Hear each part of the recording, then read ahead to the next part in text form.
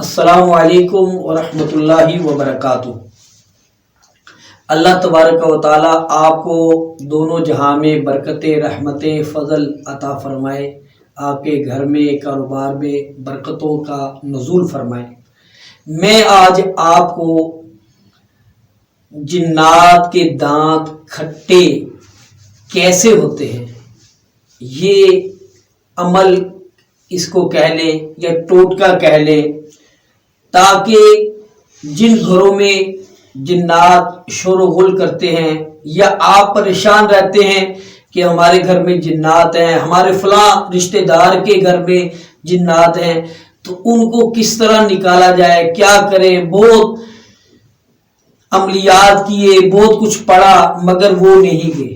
میں آج آپ کو ایک ایسا ٹوٹکا بتاؤں گا، اگر آپ وہ کر لیں انشاءاللہ اللہ کے فضل سے جنات کے دانت کھٹے ہو جائیں گے۔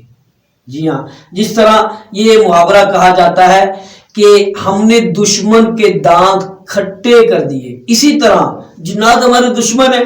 اگر وہ شور و غل کرتے، ہمیں تنگ کرتے، وہ ہمارے دشمن ہیں۔ اگر ہم چاہتے ہیں کہ ان کو بھگائیں تو میں آپ کو ایک عمل بتاتا ہوں۔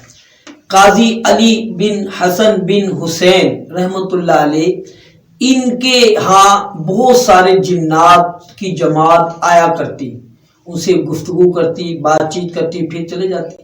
یہ عرصے دراز سے یہ عمل جاری تھا۔ پھر کچھ ایسا ہوا کہ ان کے گھر کافی عرصہ تک جنات کی جماعت نہ آئی۔ جب آئی، آپ نے پوچھا آپ لوگ کیوں نہیں آتے؟ انہوں نے جواب دیا اس لیے نہیں آتے کہ آپ کے گھر میں لیمو تھے، ان لیمو کی وجہ سے، ان کے خوف زدہ ہونے کی وجہ سے ہم یہاں پہ اب نہیں آتے۔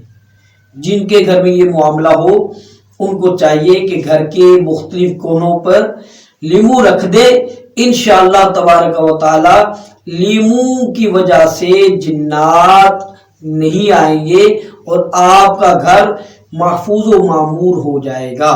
اللہ تعالیٰ سے دعا ہے اللہ تعالیٰ ہمیں ہر بیماری سے شفا عطا فرمائے، آمین۔